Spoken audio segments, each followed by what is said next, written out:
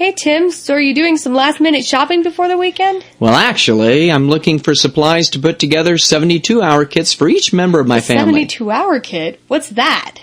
Basically, a 72-hour kit contains emergency supplies you would need to sustain yourself for 3 days in case of emergency, like an earthquake. An earthquake? We haven't had an earthquake in years. Well, you never know. You have to be prepared. Hey, if earthquakes don't get you, it could be a flood, hurricane, snowstorm, power outage, fire, alien attack. Alien attack? Well, you never know. Think of any situation in which you might find yourself without the basic necessities of life, including shelter, food, water, for over a period of time.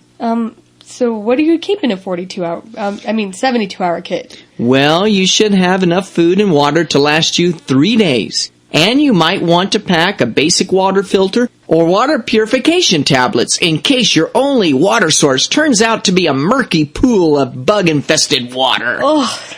Hey, sometimes you don't have a choice. And as for food, you should keep it simple. Food that requires no preparation and that doesn't spoil, and no canned goods because they are often too heavy and bulky. Okay, that makes sense. And unless you have a can opener or the can has a pull tab lid, you'll have to use a rock or something to open them.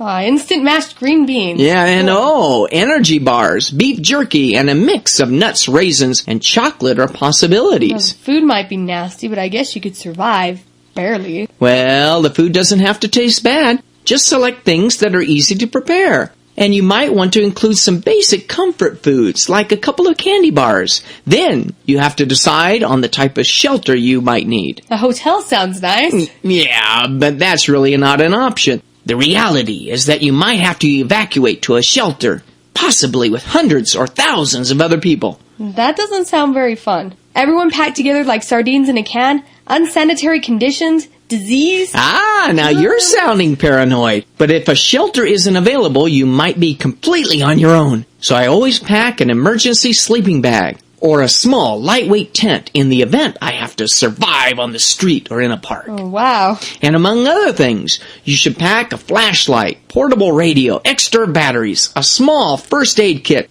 personal items like a toothbrush or toothpaste. Having a change of clothing is also important. What about money? I have a credit card. Right, like that's going to help you when the power is out. You'd better be prepared with coins and cash, and having small bills is a must.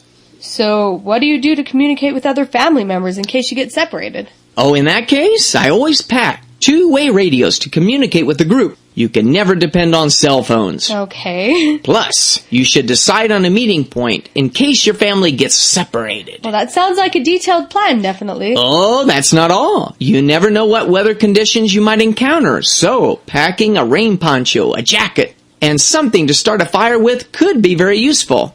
Like matches? Matches? You drop those in a puddle of water and you're toast. You need to pack at least 3 forms of fire starter. A magnifying glass, a high-quality lighter, and waterproof matches. Well, I never thought about those either. So what do you do if you have small kids? They'd probably go stir-crazy under such conditions. You're exactly right. So a little extra preparation for them is needed. If you have to evacuate to a shelter to wait out a disaster, kids soon will be bored out of their minds. So you have to pack small card games, paper, or something like pencils and crayons to draw with. You know, preparing a 72-hour kit makes perfect sense. Yeah, but most people think about it after it is too late.